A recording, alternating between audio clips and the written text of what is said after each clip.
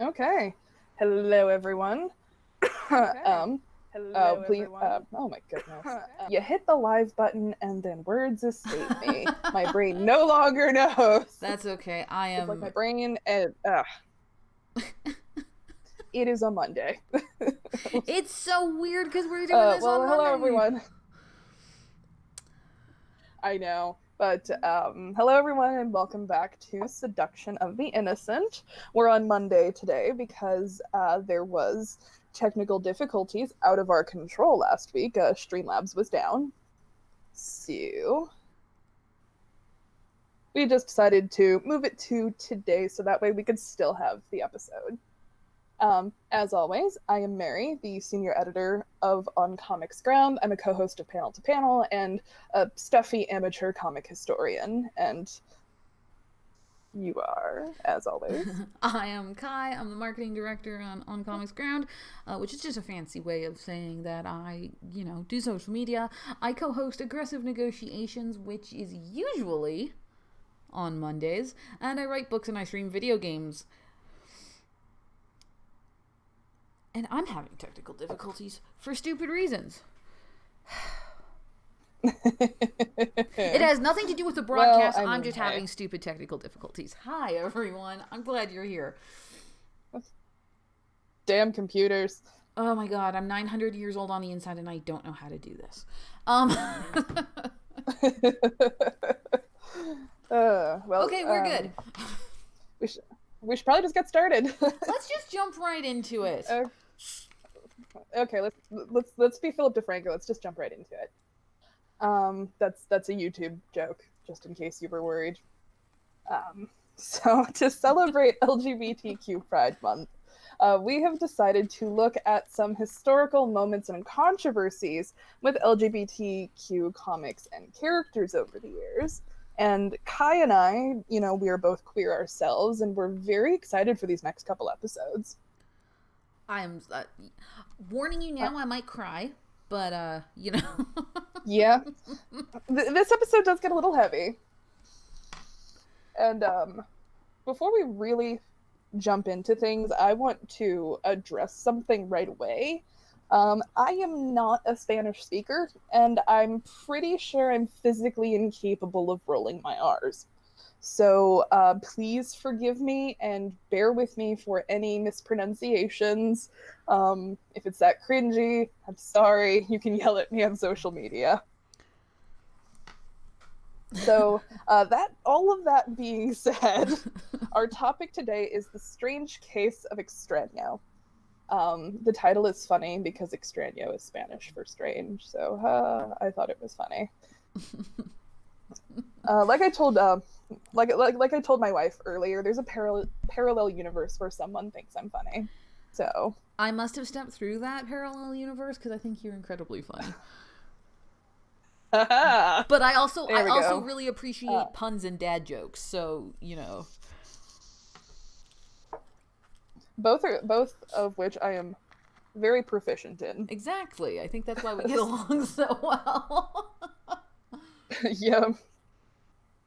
So Extrano was a DC superhero created by writer Steve Englehart and artist Joe Staton. Excuse me, I told you, words and language. He first appeared in 1988 in the weekly series Millennium, more specifically in Millennium number 2.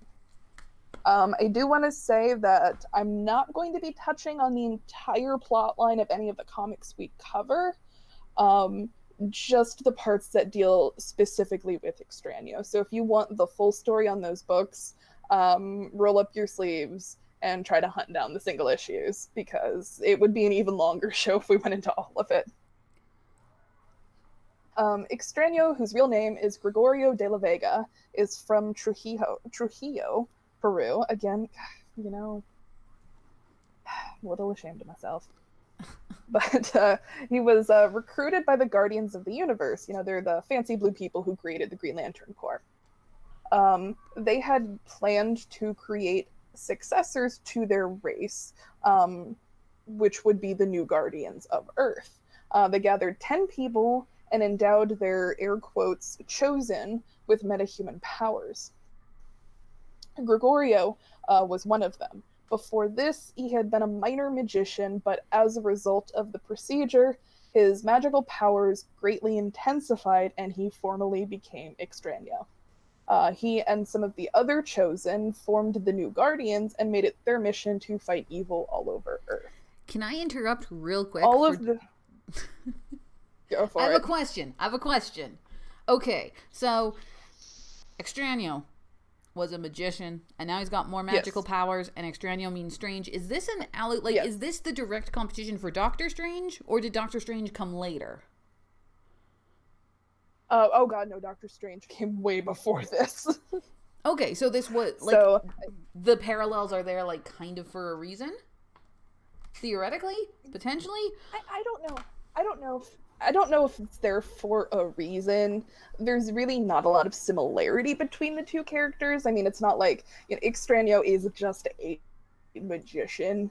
He's not, the DC equivalent of the Sorcerer Supreme or anything. Okay, that's fair.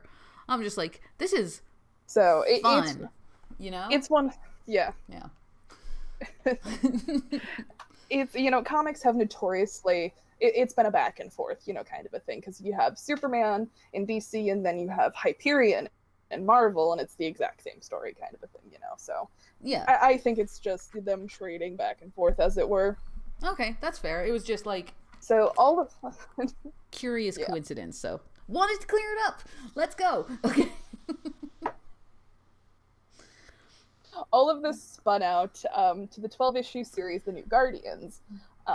It followed Gregorio and his teammates as they tackled social issues. And please imagine my use of air quotes when I say social. It was a very diverse team that was largely made up of people of color and women, which in 1988, 1989 was very rare for mainstream comics.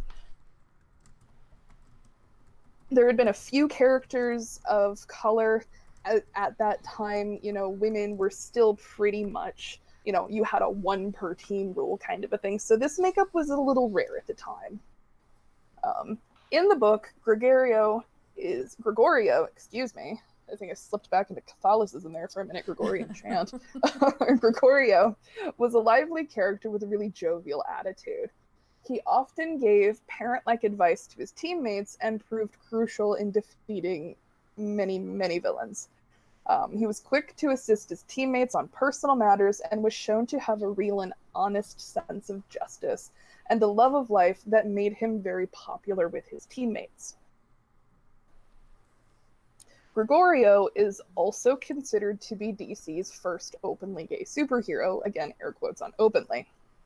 He was portrayed as a combination of nearly every stereotype of a gay man at the time.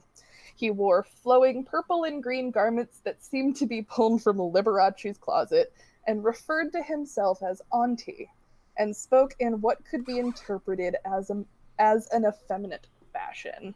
So lots of excuse me and wait a minute, that kind of effeminate lilt really comes through in his dialogue. And at times he played the role of comic relief. His flamboyant characterization elicited various responses from readers, from amusement to full-on hatred at times. And Kai, this is kind of where we tie back into what you said. He looks like a gay Doctor Strange. I mean, well, I didn't want to jump into that too close. But no, he straight up looks like a gay Doctor Strange. So, maybe I'm a little bit biased. Yeah. Is he the purple and green guy? Hold on, let me click. I'm clicking over to. Oh my god! Yeah. Okay. Yep.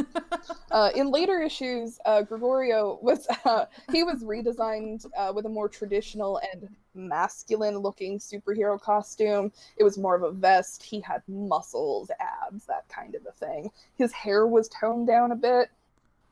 That's a shame. I love reviewing the. Sorry, I'm on the Google. He still has the mustache. When reviewing the letter column in the back of the single issues, the redesign seems to be in response to reader critique. He may, in fact, lost my plates in my notes. In the letter column in the New Guardians number 7, DC editorial unequivocally confirms that Extrano is gay. And the quote from the response letter from editorial is, Extrano is the first openly admitted gay superhero from the big two, but not the first one ever. So in the back of the letter column for this issue, it's in response to a letter, and they confirm it right then and there. And now, Mary, you're thinking, why is it that they didn't just say that in the book? I want you to take a second and wave hello to the Comics Code Authority, which, if for some reason you are currently unfamiliar with them, jump back to episode 2, where we covered the ridiculousness of the Comic Code Authority, which was a self-regulated system put in place by many publishers to act as a form of self-censorship. It forbade things like mentions of homosexuality, drugs, violence, yada, yada, yada. So that is largely what prevented that from happening. But that doesn't mean that DC editorial couldn't say as much outside of the material itself.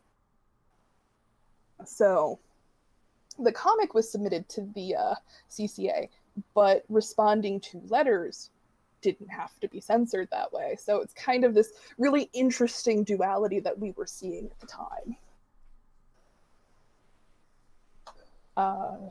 The distinction of first gay superhero is usually given to the Marvel Comics character of Northstar, who appeared in the Alpha Flight comics. While Northstar came out a few years after Extrano was introduced, he was the much more popular of the two characters. And he had technically existed before Extrano and was implied to be gay in certain appearances, but that wasn't really expanded on until his final coming out. It was Northstar's sexuality was usually limited to a side comment or a hint here and there, or maybe this could be interpreted as kind of a thing. So even though editorial confirmed Extrano was gay first, comic timelines get messy when you start to play around with them. But Northstar was the first to say, I'm gay in a comic. So you have to, it is just all so complicated sometimes. It's all drama. I love the fact that the drama. Oh yeah, it is.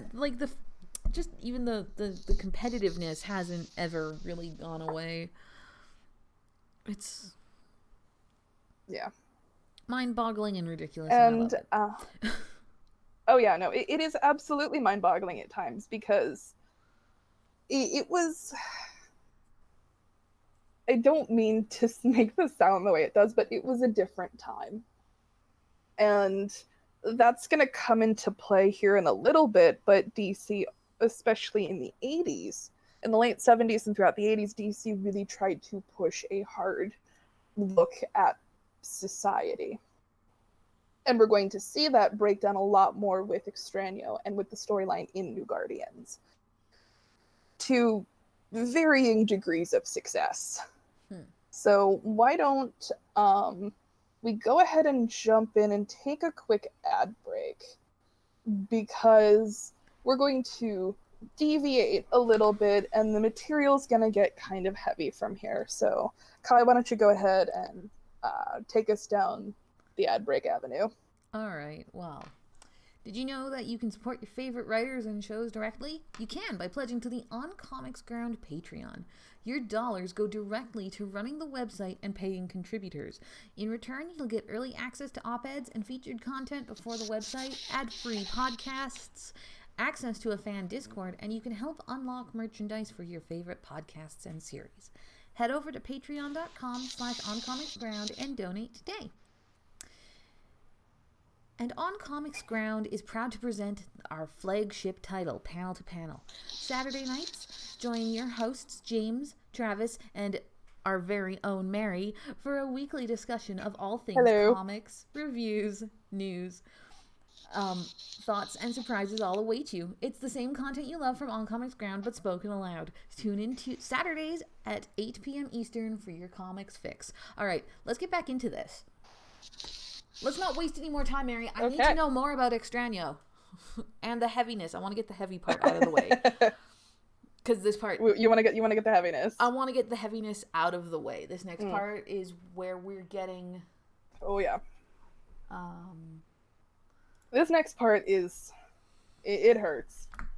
It does. As I mentioned before, the New Guardians tackled a number of social issues that were prevalent in the late 80s. One prominent issue addressed in the comic was the AIDS crisis. So we're actually going to step back from the comics and Extrano and discuss a very important and pivotal moment in LGBTQ history in the United States. Give me a second. Pretty sure it's choked on air. Oh, good. Oh, yeah. And I do want to say up front that the majority of this information is restricted to the United States because this is where the comic was published. It's where it took place. It's where these things were being addressed. So, in the summer of 1981, the CDC published its first report describing a rare form of cancer, Kaposi sarcoma, found in a homosexual man living in Los Angeles, and homosexual men living in Los Angeles, San Francisco, and New York City. By the end of the year, 121 of the individuals with the disease, out of a reported 270 cases, had died.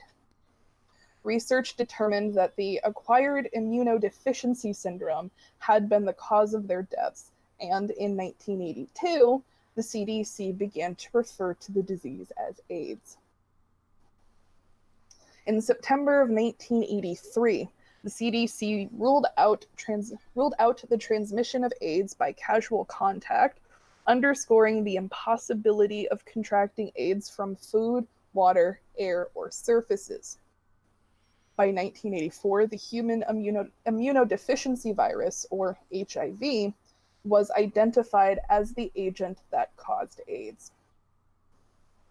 And in plain speak, to clear up any confusion that someone might have, HIV is the disease that is contracted, and AIDS is caused by HIV. When someone contracts HIV, it does not mean they have AIDS. AIDS attacks the... God, too many acronyms. HIV attacks the body's immune system, specifically the CD4 cells. You've probably heard them referred as T cells, which help the immune system fight off infections. HIV reduces the number of T cells in the body, making the person more likely to get other infections or infection-related cancers. Over time, HIV can destroy so many of these cells that the body cannot fight off infections or disease. These infections or cancers take advantage of a very weak immune system and signal to... These infections or cancers take advantage of a very weak immune system and is a signal that the person has AIDS, the last and most severe stage of the HIV infection. Basically, when the immune system has broken down so much, that is the signifier that it has transitioned into AIDS. People with AIDS have such badly damaged immune systems that they get an increasing number of severe illnesses called opportunistic infections. It is these opportunistic infections that generally lead to AIDS-related deaths. For more information on how HIV/AIDS operates, visit hiv.gov. It's where I pulled this information. It is a government website from the United States, so I'm not, pulling this out of thin air. So from that's how the disease operates. I wanted to clear that up for people, that scientists referred to it as AIDS before they realized that HIV was the cause. So back to the history of how HIV/AIDS affected the gay community. In the early to mid 1980s, rumors of a quote gay disease or quote gay plague spread, misrepresenting HIV/AIDS as a threat to only homosexual men. Although HIV/AIDS is most prevalent among men who have sex with men, HIV may be contracted through blood, semen, pre-ejaculate vaginal fluids, and breast milk. It cannot, however, be transmitted through saliva, tears, sweat, urine, hugs, handshakes, these kinds of things. The first clinics, support groups, and community-based service providers opened in San Francisco and in New York in 1982. Gay rights activists undertook initiatives promoting education about safer sex and countering discrimination against HIV/AIDS. In these early years, there was no treatment for it, and friends and families could really only comfort the dying. Oh, sorry, just getting a little over emotional here. The fear of HIV/AIDS spread and discrimination against people living with it was common. The nation was torn between sympathy for the infected and fear that the disease might spread to the general population. Gay rights activists, HIV-positive individuals, and their allies battled job, school, and housing discrimination. In October of 1987, guys, I'm going to take over for a minute here so Mary can compose herself. During a march on Washington, D.C. for gay rights, a giant AIDS quilt with panels celebrating the lives of people that the disease had claimed was displayed on the National Mall as a memorial to those who had died. Now, I got a question. What is the National Mall? I'm Canadian. The National Mall is... yeah, the National Mall is a big layout in Washington, D.C., which is the nation's capital. Oh, okay. I'm okay. Sorry. No worries. You just... When you're reading that kind of information, you can really only help but think of the people. Yeah. That, it's easy to read the words and think of it in terms of statistics, but so many people were lost to this, and it went largely ignored for a long time, and there were people who just didn't care, saw it as, oh, the gays are doing it to themselves kind of a thing. Oh, this is God's will kind of a thing. Like, it's just very emotional to think of. Activists condemned, and just be forewarned here, this is not a political slant, this is just reporting on the history as it happened. Activists condemned President Ronald Reagan for his public silence on the AIDS crisis during his first term. Thanks to the advocacy of gay activists and healthcare professionals, President Reagan issued an executive order in his second term establishing the President's Commission on the HIV epidemic and signed legislation that increased federal funding for research and education on HIV/AIDS from $12 million to $500 million. So, just before this, the government spent $12 million trying to figure it out. And gay activists and healthcare professionals, they fought, and they fought hard. In 1987, the Food and Drug Administration, or the FDA, approved the drug AZT, which inhibits HIV and delays the onset of AIDS. By 1989, Louis Sullivan, the Secretary of Health and Human Services, could say, quote, "Today we are witnessing a turning point in the battle to change AIDS from a fatal disease to a treatable one. More effective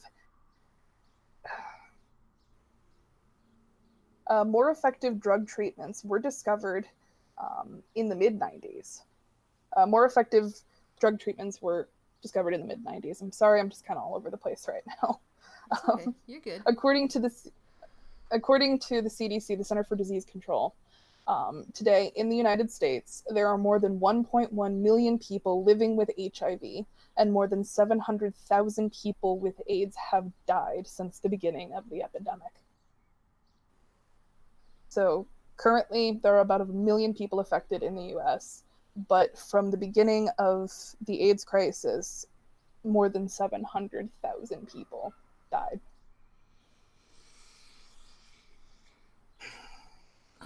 And that's just... However, thanks to research and medical breakthroughs, HIV is no longer the death sentence it once was.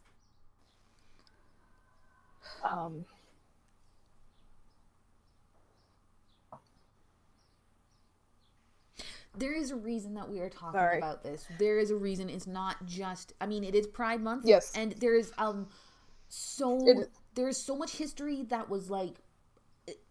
The AIDS epidemic was so prevalent that people who survived are still affected by this. It literally culled so many people out of the LGBT community, specifically the gay community. And the survivor... If you talk basically to any LGBT or gay specific individual who was around and of a certain age in the 80s, almost everybody has lost somebody. And oh yeah, I mean, we lost just a horde of celebrities. Actor Rock Hudson died of AIDS related complications. Freddie Mercury. I mean, just so many people fell prey to this disease. And so many people were lost, and medical breakthrough, unfortunately, it came too late for many people.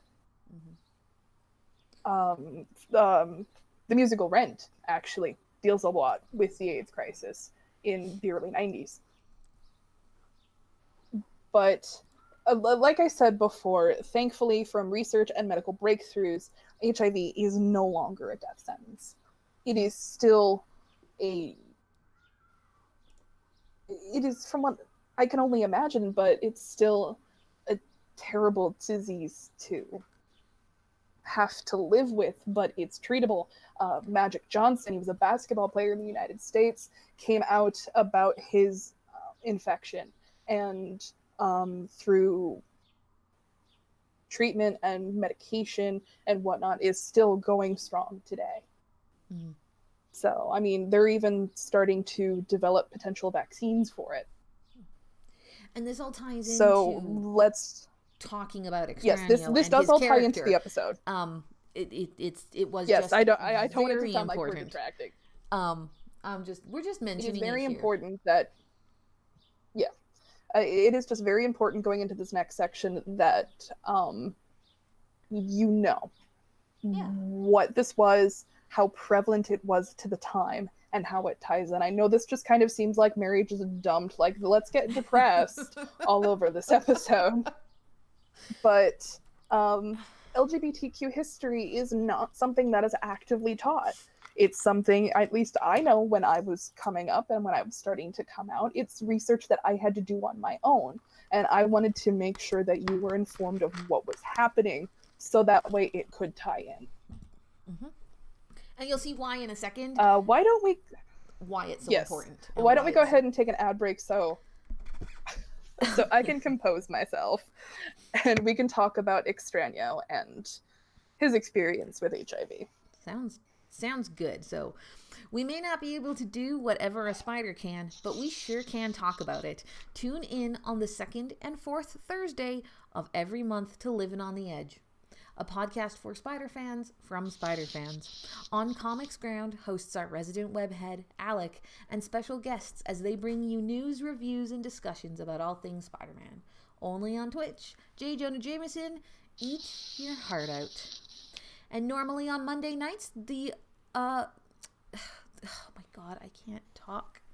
The galaxy far, far away gets a little bit closer normally on Monday nights. Aggressive Negotiations, a Star Wars podcast, brings you a bunch of stuff. all about Star Wars, and you don't need to be Force sensitive to enjoy this podcast. It is currently on hiatus and will be returning the first Monday of July, but be sure to come back for that. And now, let's get back to our regularly scheduled discussion about Extrano. I do want to take a second and apologize. I got emotional. My parents lost a very dear friend in the late 90s because he had contracted HIV during the AIDS epidemic. I absolutely adored him, and we had to witness that. And as I was doing research for this episode, I couldn't help but think about him. So I want to apologize. I'm so sorry for that. I'm so sorry. Yeah. He was a wonderful person, and we all loved him very dearly. So let's take this out of the absolutely depressing to still depressing, but oh my god, what is happening? Okay, so, let's get into this comics history here. Yes. Now that we've introduced you to Extrano and covered the AIDS epidemic in the United States, this brings us to the most controversial part of Gregorio's history. In New Guardians #1, we are introduced to the villain, the Hemogoblin. And objectively, that is a great name for a vampire. Which makes the next part... I love that name. I love that name, the Hemogoblin. But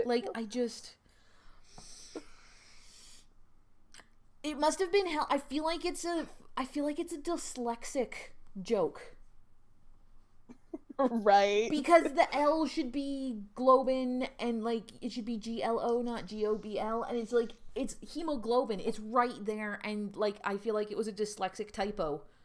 And it's amazing, and it's the most dad joke of all, and it is so disrespectful, and I love it. I can't. It's just... And it makes it's so bad. The sheer ridiculousness of this name is what makes the next part even worse. Be prepared for outrage, friends. Outrage. The Hemogoblin was a vampire that was created by a group of white supremacists to be used as a weapon to wipe out people of color for some white ethno-state Nazi nonsense. The catch, he was a, quote, AIDS vampire. Pardon my language, but I shit you not, he was an AIDS vampire. Hemogoblin, the freaking AIDS vampire, ended up attacking people. And when he attacked them, he infected them with HIV. Just take a second. Oh boy. Okay, gird your loins, prepare the outrage machine. Let's go. Pick your jaws up off the floor that, yes, this was a vampire who had AIDS. So. I mean, okay, but wait. He ends up... let's just, the concept is surprisingly creative.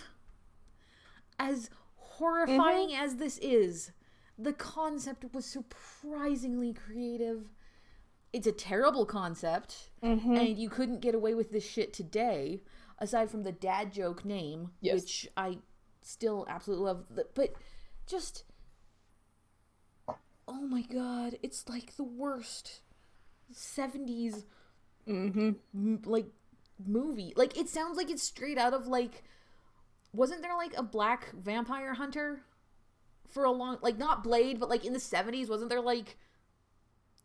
something similar to Blade, but it was more of a big blaxploitation? That sounds like something out of that movie. And I'm sorry for laughing. Yeah. I'm sorry for laughing at this. It's just, we've been doing this research and we've been steeped in this, and it's just the most ridiculous thing I have ever heard in my life. That freaking AIDS vampire created throughout the course by Nazis. Of the research. My god. When you research this as long as we did, you sort of become desensitized to the horrificness of this. And I understand that I encourage you actually to look up pictures of the Hemogoblin, because there is a certain vampiric feel to his appearance, but his appearance is very withered, it's very skeletal, and was some kind of a take on how frail someone gets when their body is being ravaged by AIDS. Yep. So Oh, yeah, no, the I forgot Nazi how. Yeah, I forgot.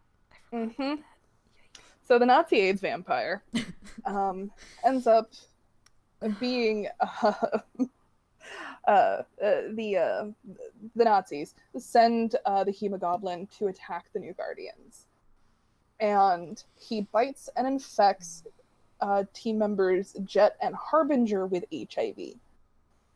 He scratches at Gregorio's throat and seems to make contact, but in the panel there is a visible lack of blood. What makes that what makes me have to point that out specifically is that when Jet and Harbinger are attacked, we see the blood on the bites. So this wasn't like, okay, well, it's a comic book, so we can't show blood. No, the blood was distinctively shown in those other two attacks, but when he scratches at Gregorio's throat, then we don't really see anything. And especially since the other two who were infected were bitten. Mm-hmm. This distinction will become important later on. It is after this that it is discovered that Gregorio, Harbinger, and Jet have all tested positive for HIV. When a doctor begins to explain HIV to the three of them, Gregorio makes an offhanded remark about how this is deja vu. It raises the question of, was he infected before the attack by the attack from the Hemogoblin, or was he already carrying the virus, or did he have a scare? This also served as another glaringly obvious indication of his sexuality at the time. The question of how he got HIV is never truly answered in the book. It is not confirmed if it was from the Hemogoblin. The book leads you to believe that is what happens, but a lot of the story is told through the letter columns in the back of the issues. And I wish I could sit here and read every letter from every issue to you, because those letters tell a story all their own. But there is just not enough time in the day for that. Editorial does offer more information in these letters when responding to people, and they do say that this isn't the first time Gregorio has had to deal with an HIV scare, and that, maybe he lost lovers or friends, or had his own fear of infection, and that may have been the cause of certain moments of suicidal behavior that he exhibited during the Millennium book, where he made his appearances. What follows these events is actually an emotional and heartbreaking story arc about living with HIV. Harbinger is angry and scared. Gregorio is scared but does his best to accept it. And Jet, who does later develop AIDS as a result, lives every day the best she can, but she ultimately sacrifices her life to save her teammates. She does not die of AIDS, but she, in a moment of superhero heroic, sacrifices herself to save her teammates. The storyline was met with both celebration and heavy criticism. Many gay men, and even some gay men with HIV/AIDS, wrote to the editors, and they celebrated the representation, but they were also angry at mistakes and the portrayal of the character. Many criticized the campy style, and like I said earlier in the episode, that that was one of the reasons, that could have been one of the reasons for its style change. It's kind of a shame, because I do love his big gay Doctor Strange vibe. You do. Like, I really do. You love the, he kind of looks like Liberace and Doctor Strange had a gay baby. Yes. And for those of you who may not understand my Liberace reference, he was a very effeminate musician with big flowy costumes. He looks like something Elton John would have worn on stage. It's like, it's Elton John's yes. everything meets Doctor Strange. It's amazing. Yeah. But during the, what I can only really refer to as the HIV storyline, we actually see the three, Jet, Gregorio, and Harbinger, all go to support meetings, and there we see other people and their stories with HIV. And those scenes, and I went back and I read all of the New Guardians, which I had not read in many years, but going back and rereading it, there is a certain genuine emotion to these scenes. And I think the emotion is what they did well. It's really easy for us to look at it now and go, oh my god, what is this nonsense? And don't get me wrong, a lot of it in portrayal wasn't great at the time, but it was what they could do. Mm-hmm. And I know that there will be people who disagree with me, and I'm not saying they did it perfectly. I'm saying that at the time when it was taking place, where comics were, where the Comic Code Authority was, where the narratives were, I think they really tried to do the best that they could. I think every intent was there. After the initial story arc, the HIV/AIDS plotline would take a backseat to other events in the book. And after the cancellation of the New Guardians, Gregorio would disappear into history. The New Guardians was never reprinted or collected. And before we move past the New Guardians completely, I do have one letter from the book that I do want to read that kind of encapsulates the general sense of Gregorio and gay representation at the time and gay characters, and even the response from editorial about why he was presented the way he was. And it says, Dear New Guardian folks, hooray, hooray, hooray. Hooray for sound information on AIDS in a comic book. Hooray for stories dramatizing the insanity of drug abuse. I got only one gripe. I hoped DC's first gay superhero would be more like me, angry and proud. Gregorio is endearing in many ways. I've got no problem with him, but I hope another superhero appears soon. Perhaps the Titans will find one in San Francisco who is more in line with generic superheroes. Wearing tights to show off the physique and perhaps in a relationship with another guy. Yes? No? But I'm crazy for the New Guardians, and now I don't miss my beloved Infinitors so much. Speaking of which, I always thought that Obsidian might be struggling to come out of his oppressive Catholic closet. After all, if 10% of the population is gay or bisexual, ought not 10% of comic book heroes be gay or bi also? Keep up the good work, and not only for us adult comic fans who feel our time has finally come, but for all the gay kids growing up who need to see positive role models like Gregorio and my personal favorite, Maggie Sawyer. We want more. And the letter was written by a man named David May. And I'm also going to read the response that DC Editorial wrote in the back of the book. And editorial responds, I don't know whether an angry and proud Gregorio would have necessarily been a good role model, David. His gentleness is inspiring. Those people who object to Gregorio being a stereotypical, quote, queen perhaps have not met anyone like him. I have, and there's nothing wrong with it. If you don't present it as being wrong or being the only way gays are.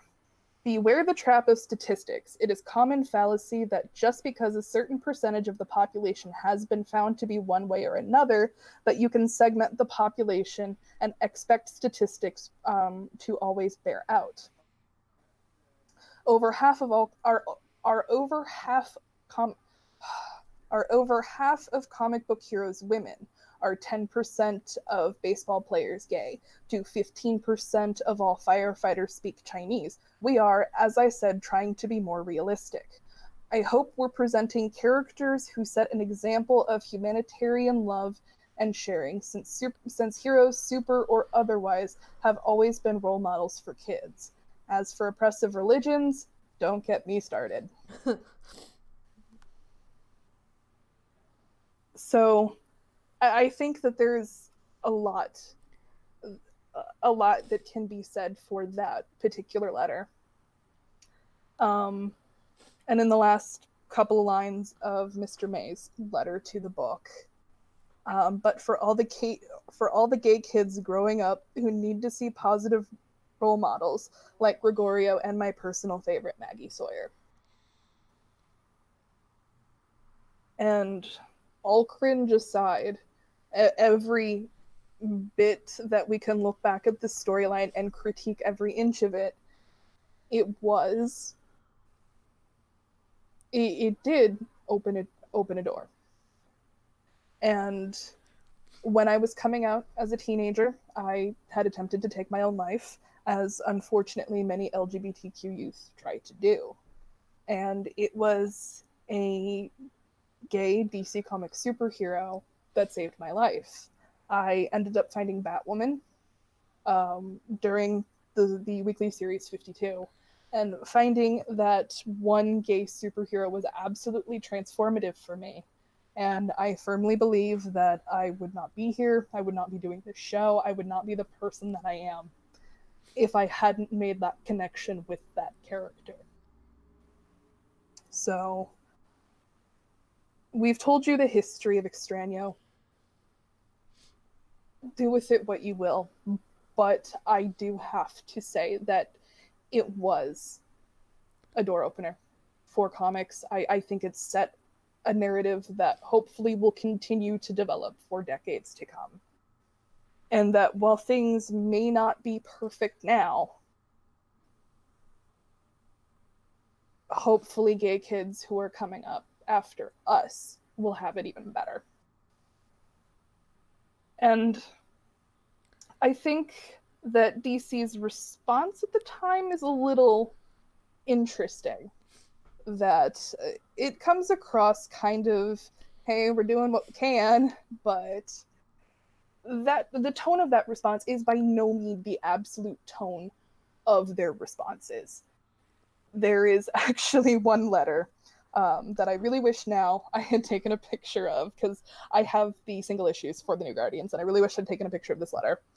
But the tone of the letter is, I can only describe it as, but the children. This guy wrote in. Did you post that one on Twitter? I think I did. I think it's one of the ones I posted on Twitter. It was written by this guy named Floyd or something. But he sends in this absolutely scathing letter about how he doesn't mind homosexual people, but putting them in comics where, comic books have young readers and kids could see this kind of a thing. And no. DC editorial just rips him to shreds, and I live for every word. It was so good. I think you did, and I'm positive you posted it on Twitter. If you guys go and follow On Comics Ground on Twitter, we will retweet that and find it for you, and you can... Yes. Yeah. We'll post it on Comics Ground. We will find it and retweet it. Yes. Read it, because it is amazing. It is absolutely amazing. And I'm sorry, I live for it. So I need to take a quick breather. Kai, what do you have to say about things we've just talked about. Oh my god, it's so much. It is so much. I I do know that this, so basically this book, when it first, it has been so controversial, the storyline, for so long. So many people have been angry with it, and I know even you had criticized it, Mary, saying, like, knowing of it and reading of it, like, forever ago, and being like, oh, it was really controversial, it was very cringeworthy, like, the Hemogoblin is the worst character ever created, and pointing out all of these flaws and criticizing it's important. But now coming back to it and reading it, it's almost like, I'm not defending it. It was not the greatest thing that had ever been written. But considering that it came out in, like, the 80s, in the middle of the AIDS epidemic crisis, where nobody was talking about this, and almost in direct defiance of the CCA, of the Comics Code Authority, they did what they could. And it's upsetting that it was never reprinted and collected. Yeah. But the fact that they went above and beyond to do something like this that was timely. I can't see DC. CDC. That was unfortunate. That was unfortunate. But just, if something like this came up again, I mean, I know that they did Love is Love and everything else that they've done, but I don't envision DC Comics doing something as controversial or as timely as that story. And that's the story with Extrano and the Hemogoblin. It had teeth just as a story. And we're talking about it and we're both in tears. But reading it all of these years later, it was a story that had, like, it got its hooks in. And it's so easy nowadays. Like I said, gird your loins, get your outrage machine going. Because it's insensitive and it's ridiculous. But when you look at, if you go back and listen to our episode on the Comics Code Authority, and you listen to how much stuff they had to work around, this was the best thing that they could put out within those constraints. And to read the letters coming from the back, like, you could read that book and be outraged, be pissed off, be like, this is offensive and whatever you want. But then when you go back and read, if you read the letters in the back of that book, and you can see how much this specific book, this character and this representation touched the people who were gay and were suffering and got to see this representation worked around in the way that it was, it becomes an incredibly important book. And it's very clear why they're not gonna reprint it. It seems like something that they kind of wanna, like, they want to sweep the general story under the rug, like, and this ties into what we're about to talk about now, because Gregorio's story is not over yet. But nope. But, like, just the idea, just the entire idea of it, being that important to as many people as it was, and kind of flying in the face of the Comics Code Authority, you know, I can't fault it as much as maybe I used to. Yeah. Yeah. And when I was writing the episode, the section where we cover the history of the AIDS epidemic in the United States, I was realizing as I was writing, it was a very different episode. And, you know, I had the good fortune of being able to have ready access to this information, to LGBTQ history when I was coming out. I was very fortunate to have people, other LGBTQ individuals in my life who kind of helped me guide through it. And I realized as I was writing the episode that they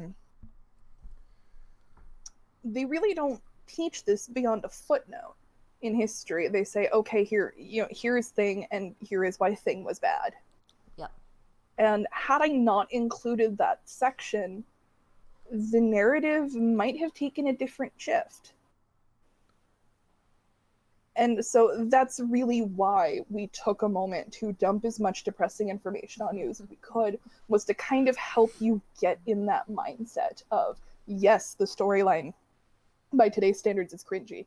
Even by then, by, those standards in the late 80s, it was sort of cringy. And there are letters from people who were furious at the storyline. They were so angry about all of it. And, but every storyline has good and bad.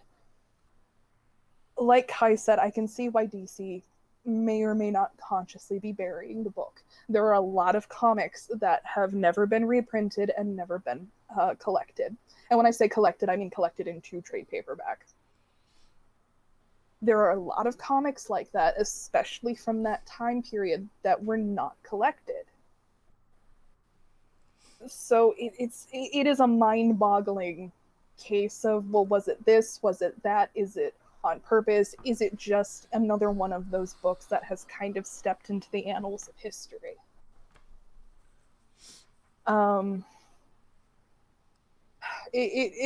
The research for this episode, it was quite a lot. This is a 7.5-page outline, and we did the best we could with the episode and the information that we had. But ultimately, we want you to be able to kind of take away your own feelings from this. We present you with the information as best we can, and then we present you with our feelings, but our feelings are not the end-all and be-all, because comics are literature, and the literature is subject to interpretation. Mm-hmm, mm-hmm. So, just a disclaimer on my part. Oof. On the other hand, I may have found the letter.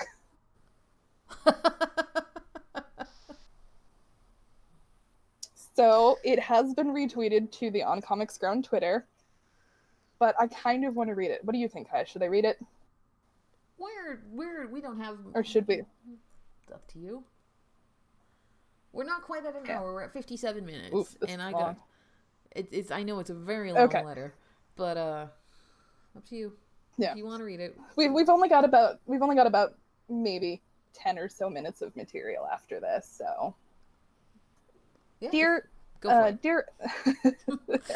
and here's the letter. It seems as if the major topic conversation of New Guardians will be extraneous sexual preference. This book has been unafraid to present controversial topics such as homosexuality and AIDS. This should be lauded. Working within the context of a non-approved book, the creative team has the opportunity to explore new adult themes without having to worry about the interest to a younger audience. There are those who are willing to say this is the parent's right and responsibility to decide what is right or wrong for their child to read/view. This may be true, but let's be honest. How many out there had parents who had any idea what they would read unless they were throwing it out? The majority of parents view comics as, quote, wholesome entertainment, despite the efforts of many during the 1950s. That is, for those who consider violence wholesome and not sex. At any rate, the book does not have concepts that are adult in nature. I take offense at those who insist that this character or the character should be gay. The most often mentioned is Jericho of the Titans. He is obviously homosexual after all, is he? He is interested in art and music. He has a gentle and caring personality. He doesn't play football, drink with the guys, or use high-powered weaponry. Surely all of this adds up to one thing. He likes guys. Wrong. As far as I know, men who display these characteristics are not necessarily gay. In number 6, the writer David May. In number 6, letter writer David May. Does that name sound familiar? Because that was the other letter we read. Says that if 10% of the population is gay, so should 10% of comic characters be gay. First, I believe 10% is an overinflated estimate. Second, it has never been established that 90% of characters are heterosexual. As I see it, there are many characters who are asexual. Third, it should be quite controversial to make a company flagship character gay, especially one who is in a book read by a large number of children. I mean children under 12, not just under 18. Mr. May also feels that Obsidian is gay and is in the, quote, oppressive Catholic closet. The Catholic Church may be oppressive if any religion espousing a set of moral standards for its followers can be called oppressive. The Church frowns on all forms of sexual promiscuity, even of the heterosexual variety. You may find that in particular religious denomination, that a particular religious denomination is oppressive, but no one is forcing you to accept that religion. As I remember, we have freedom of religion in this country. As for your character, Gregorio, he is an open, expressive, loyal, and caring person. A good character who just happens to be gay. The character does not turn me off, even though the idea of his preference does. His sexuality has been handled very tastefully, and more tastefully than Wally West's heterosexuality in Flash. Signed, Floyd D. Barber. I realize I stumbled a couple of times, but it's just stumbling over the stupidity of this letter. I'm sorry, I don't mean to pass judgment. I don't. But the funny thing is that, yeah, he references the letter that I read earlier. Obsidian is gay, and just kind of want to rub it in Mr. Barber's face here that Jericho is also now come out of the LGBTQ closet. Haha.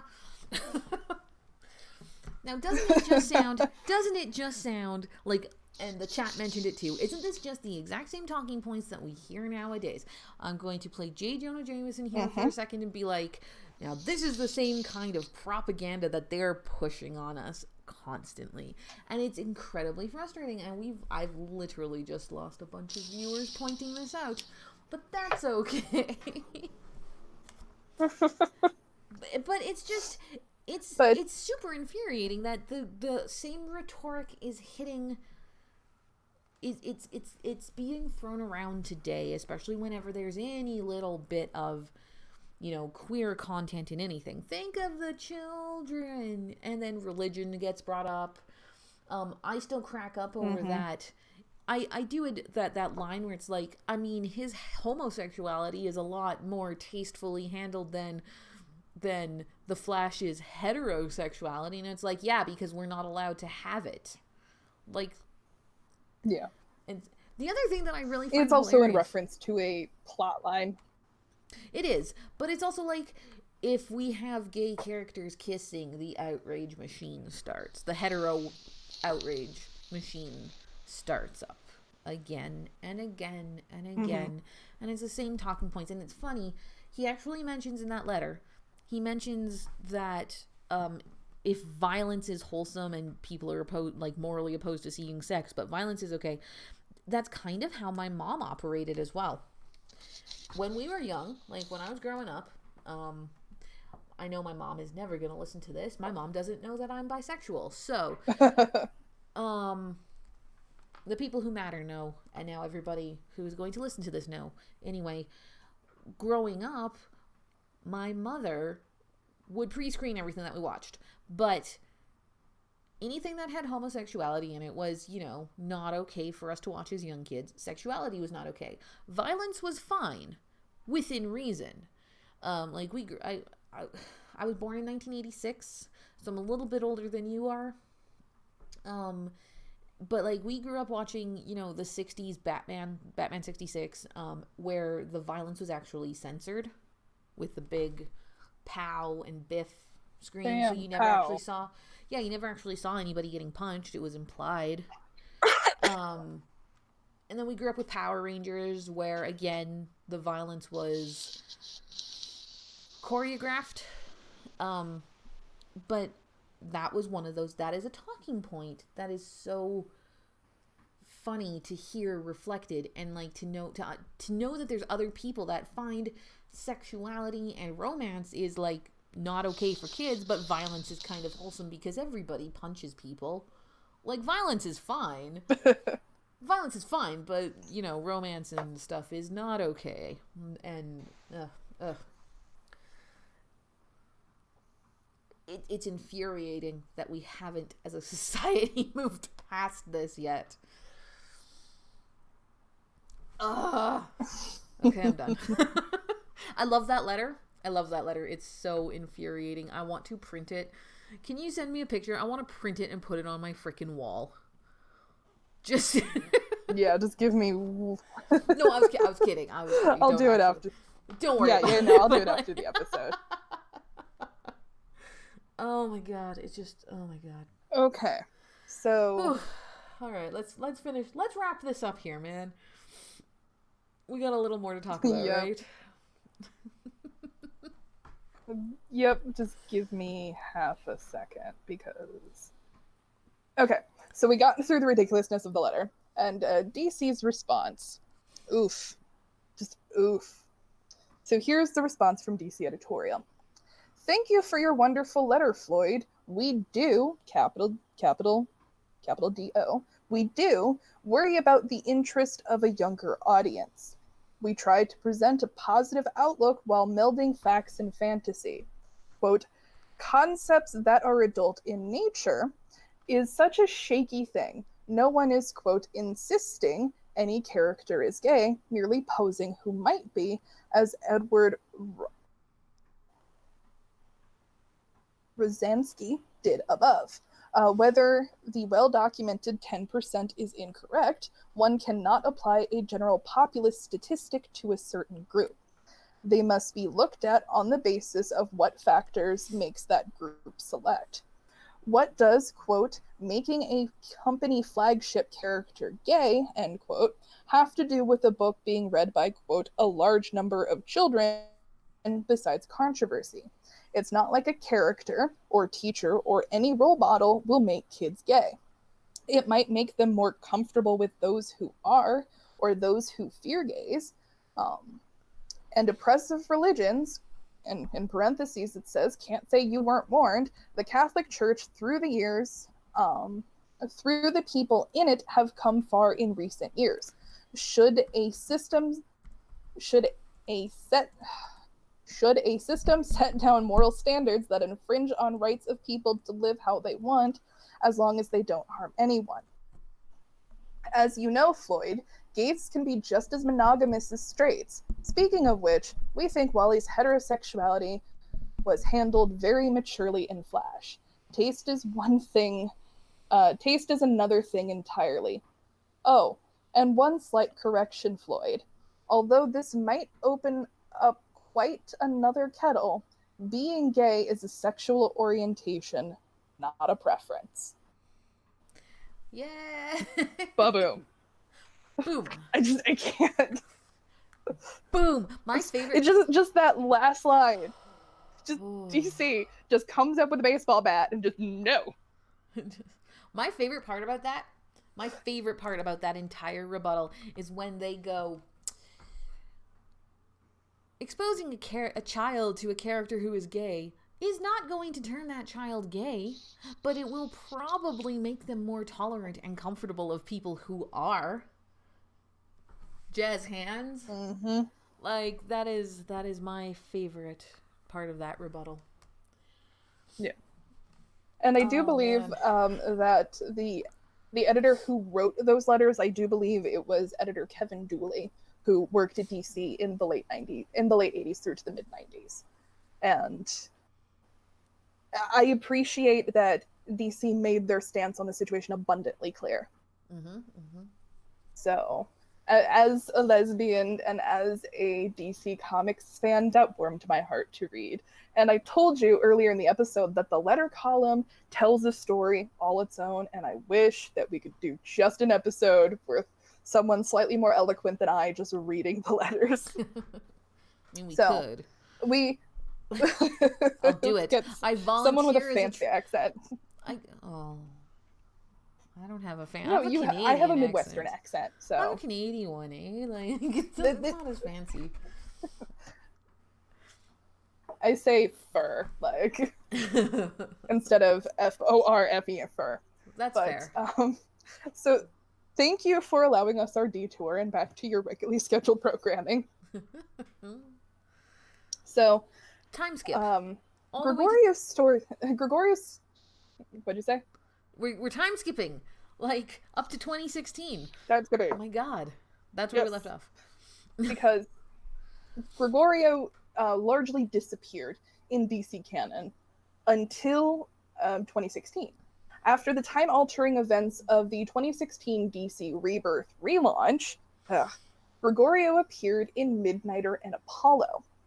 It's a small cameo, yes. It's a small cameo, and we see that Gregorio now shuns his previous persona. We see that he is seemingly married to a man named Hugh, who is strongly implied to be Tasmanian Devil, note for comic fans.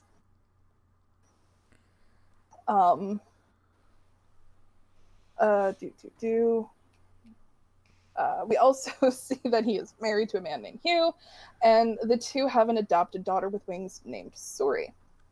Gregorio does briefly help Midnighter in his quest to save Apollo, and the art for the character is very different. He still has a scarf, but he doesn't have the curly Q mustache that he did. He has short hair. It is a modern redesign of the character. And he makes a comment that no one has called him Extrano in years, and fewer have lived. So it is more a presentation of Gregorio as a character rather than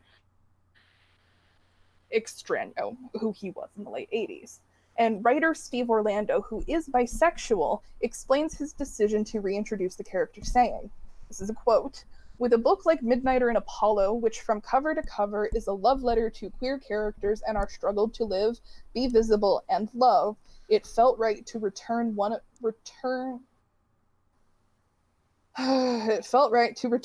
one of the first and reintroduce Gregorio to a new generation."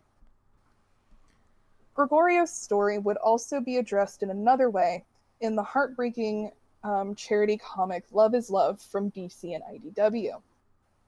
Love is Love, if you are unfamiliar, was a charity book co-published by these two publishers and raised money for the organization Equality Florida after the horrific attack at Pulse nightclub, which claimed over 40 lives. If you can find a copy of it, please buy it. It is a beautiful tribute. DC lended their characters to it. It was published by IDW, but DC lended their characters to it. And in a small comic written by none other than co-publisher Dan DiDio, who I miswrote as Danny in my notes. I wasn't going to say anything. Yep, no, I realized just now that I wrote D-A-N-I, Danny DiDio. Written by co-publisher Dan DiDio, with art and lettering by Carlos de Anda and Carlos Mangal, respectively. Gregorio recounts his story to Renee Montoya and Maggie Sawyer. Several of DC's gay characters have gone to a nightclub, and Batwoman makes a brief appearance, and Renee Montoya and Maggie Sawyer, who are two of DC's more notable current gay characters, are having a drink. And Gregorio, in his original Extrano attire, the very flamboyant dress, the mustache, the hair, is sitting there having a drink and expresses some frustration when the two of them talk about how much how much that that they went through and that, they did and whatnot. And please bear with me. I know there's been a lot of narration in this episode, but I'm going to read a very brief section of his dialogue. And it says, "Oh, please, save the hard-ass act for the boys at Metropolis PD. When I arrived, I was wrapped in every gay stereotype known to man, woman, and child, and yet I was never allowed to admit to being gay. And to make matters worse, I wound up being taken out by a horrible cliched AIDS vampire called the Hemogoblin. So many beautiful people died from that horrible disease, and I was compliant in diminishing its impact by making it a plot device. Ah, the 80s. We've come a great distance, but we still have a long way to go." And I feel that that comic in this book and that character is very significant, is the fact that the co-publisher of DC Comics wrote it. And if you know me personally, you know that I am not always a fan of Dan DiDio.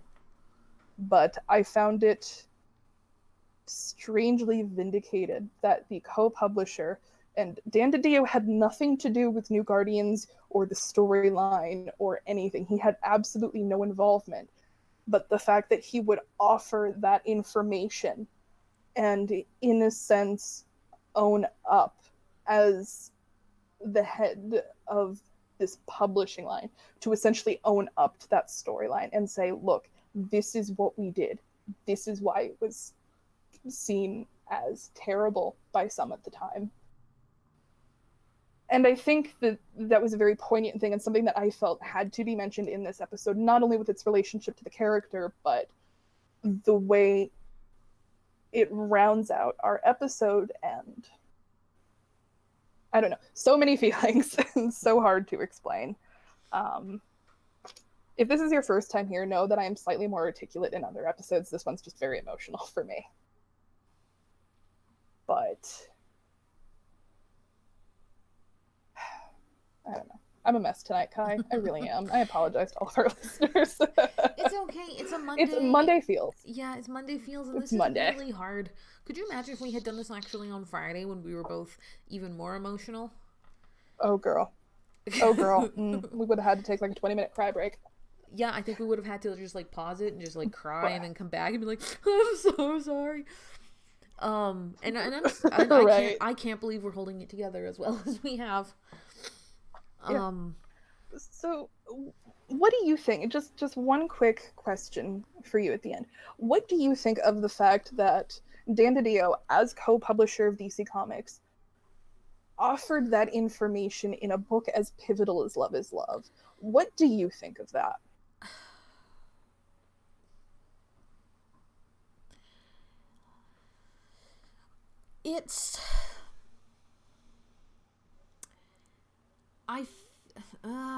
I'm really torn on it.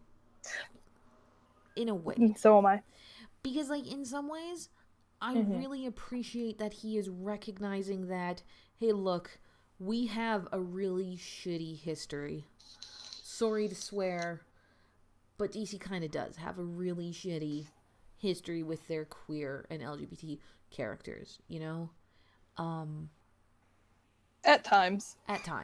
I mean, their track record is currently better than Marvel. Let's be real here. But, like... So I'm like torn on it. In some ways, I feel like it was an apology. Like, look, we know we did this. This was our first gay superhero and we treated them poorly. And we hope to do better. But at the same time, I feel like he didn't have a better idea for a story. And it was kind of just like, he knows his comics history, and he knows that, you know, Extrano was made an appearance in 2016. So here's something that I can throw out there. It's just like, oh shit, yeah, I gotta do this thing. So like on the one hand, it's like, cool, thanks for recognizing that you've done these terrible tropey things.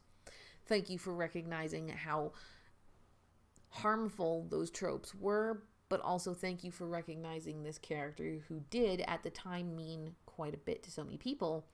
but like also that's really what you could come up with. Like, I mean, it's only each entry in Love is Love is 1, maybe 2 pages. oh, I know, And I know. the rest of the comic, yeah. I don't know. It just.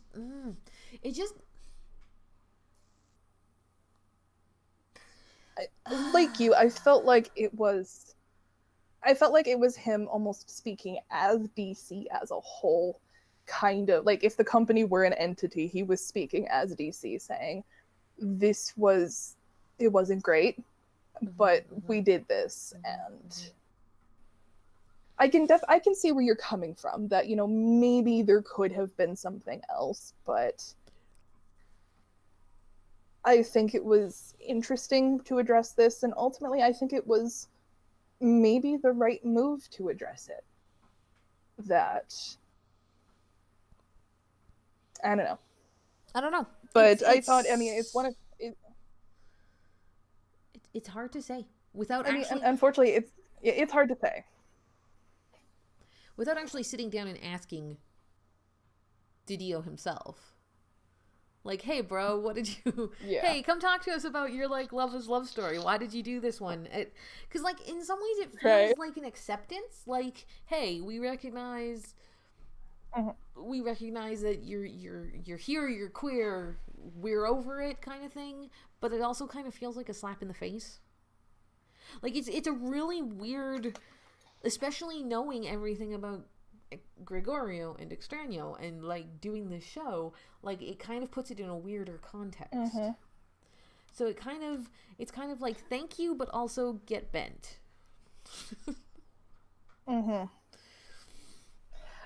But I think it's also interesting because no, I agree that we've looked at it in this episode one particular way. We've we've put a spotlight on reactions at the time, but this also is sort of a response to how we look at the character now.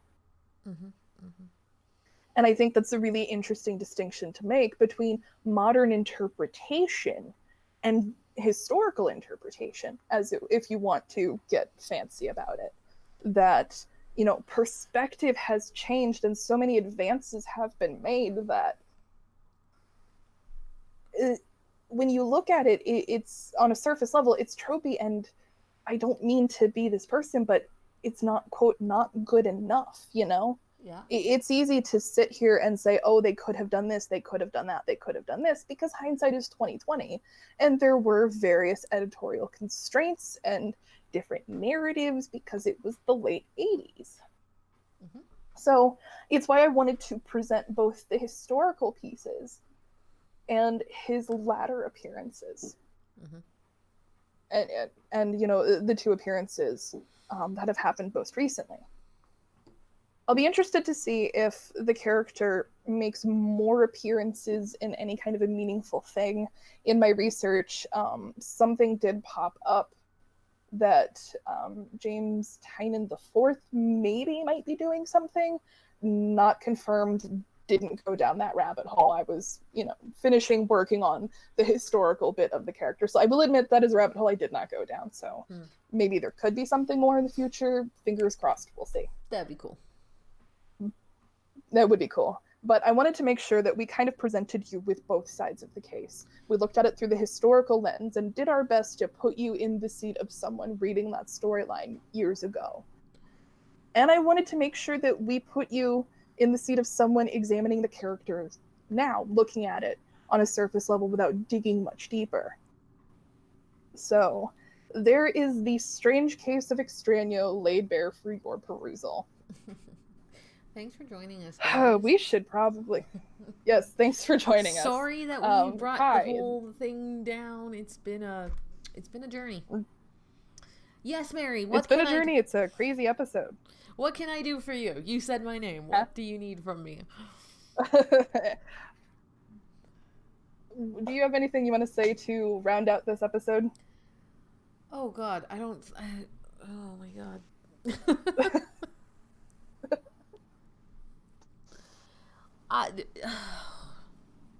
I'm at a loss for words.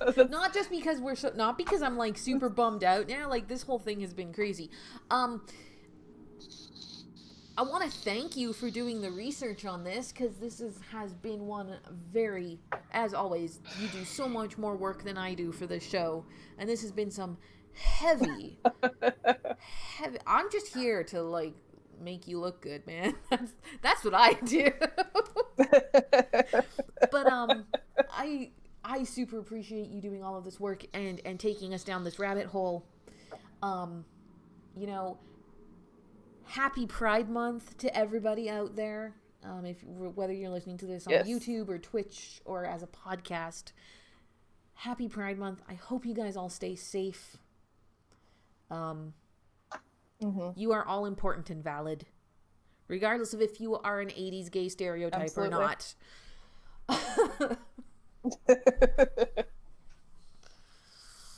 And Mary, but do you have anything else to... What?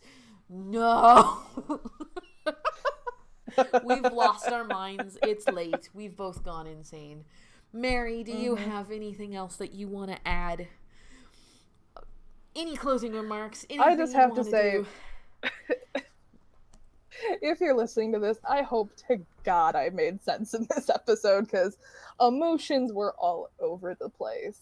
And I should never narrate a book on tape. I have learned that through this episode, that I should never be allowed to narrate a book on tape. Oh my God. We should do a letter. I'm sitting here reading those letters. We should do a letter column episode one day. I'll read them. You do the commentary. It'd be hilarious. Yes. We could do a pre-recording so that we could be in the chat doing footnotes while we... Yes.